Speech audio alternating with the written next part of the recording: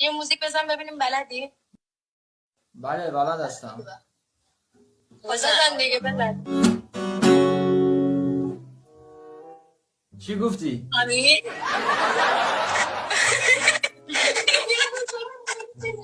اسم تو چیه؟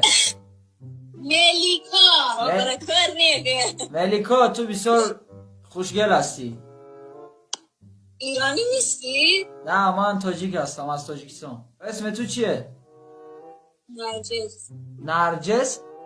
اسم سومی؟ مهدیه. اسم من زاکی.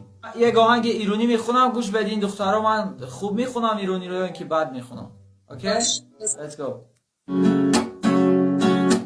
از خواب برگشتم به تنهایی، گل میزنم از صبح زیبایی، چشمامو میبندم و میبینم دنیا را با چشم تو میبینم.